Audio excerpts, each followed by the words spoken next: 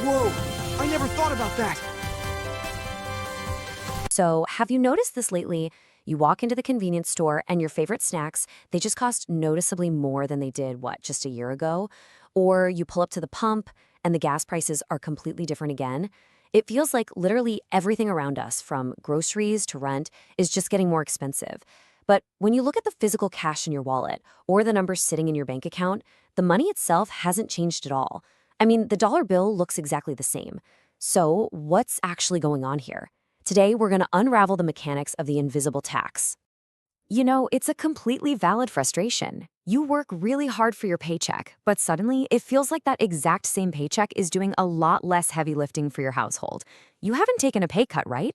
But your lifestyle feels squeezed. And that leads us straight to this central, everyday mystery of modern life. Where exactly did your money's value go? Okay, let's dive into this because we really need a total shift in how we think about prices. When we see a price tag go up, our immediate instinct is to think, oh, the item just became more valuable. But honestly, that's a trap. The candy bar didn't magically get tastier, the gasoline didn't get more explosive, the goods aren't changing. Instead, your money is simply becoming less powerful. It's like the measuring stick itself is shrinking right in front of us. So, let's get into section 1, the mystery of shrinking money. What does this actually mean for us as consumers? And this brilliantly illustrates exactly what we mean by shrinking purchasing power. Think of it as a super simple equation. Today, $1 buys you one piece of candy. Fast forward, and due to inflation, that exact same dollar only secures half a piece. The physical currency is identical, but its muscle, its actual buying power, has basically been cut right down the middle. Moving on to section 2. 3 reasons prices go up. Let's scale things up from candy bars to the whole economy and look at the actual culprits. Right, so here's our rule of 3 roadmap for understanding the mechanics behind these price hikes. There are 3 primary forces at play. Number 1, demand increases, meaning there are just too many buyers.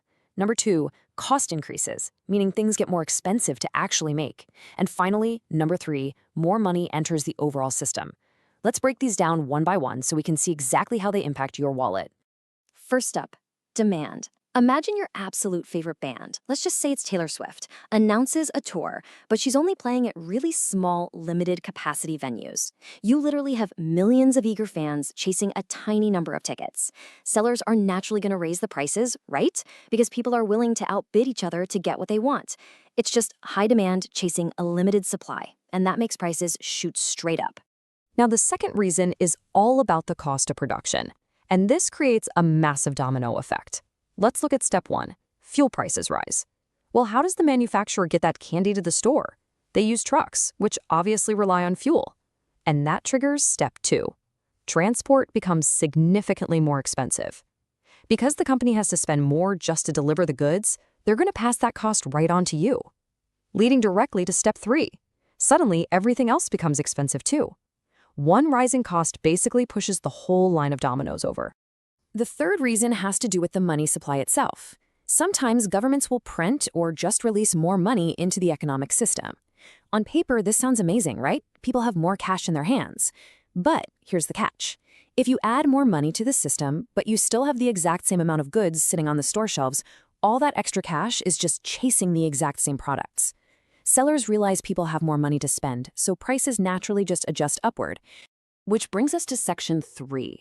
Why inflation keeps happening. It's important to realize this isn't some glitch in the matrix. It's actually a built-in feature of a breathing, moving economy. Economists have studied this push and pull for literally centuries. The famous economist John Maynard Keynes laid out the core relationship that we still study today. He noted that it's the constant interaction of spending, demand, and the money supply that dictates prices. They are just forever locked in this dance with one another. So here's the kind of counterintuitive truth. A little bit of inflation is actually a good thing.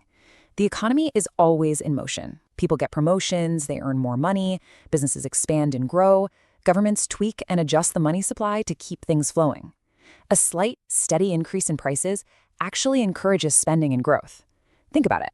If you know a new car is going to be more expensive next year, you're motivated to go buy it today. Without that little push, people might just stop buying and spending completely stagnates. Now for the major plot twist. Section 4, the danger of falling prices. This leads to probably the most natural question in the world right now. Can prices ever just go down permanently? I mean, wouldn't that solve all our problems if everything just got cheaper over time? Well, that brings us to deflation, which is exactly what it sounds like. Prices going down over time.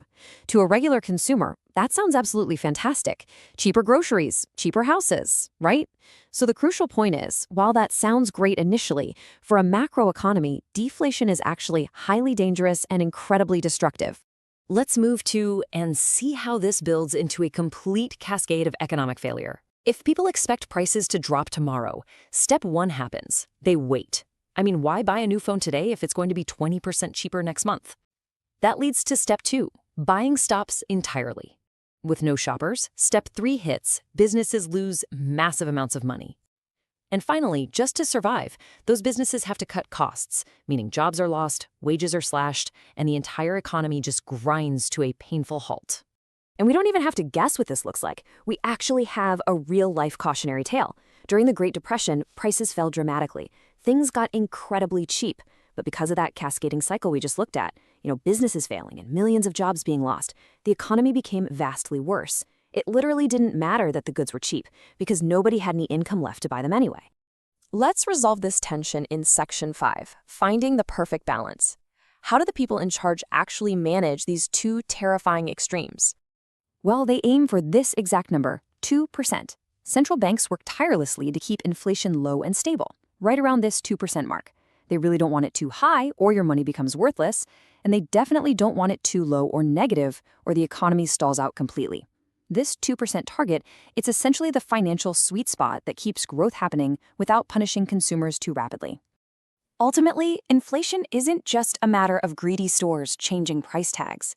As we've seen throughout this explainer, it is the constant, never-ending interaction between money, demand, and supply. Your money is basically a living thing. It's always changing in value every single day. So the next time you're at the store staring at a price tag that's gone up yet again, ask yourself, since your money's power is constantly shifting beneath your feet, how does this invisible tax change the way you see your very next purchase? Thanks for exploring this with us, and keep questioning how the world really works. And that's just one tiny big question. Imagine what's next. Subscribe, and let's keep wondering.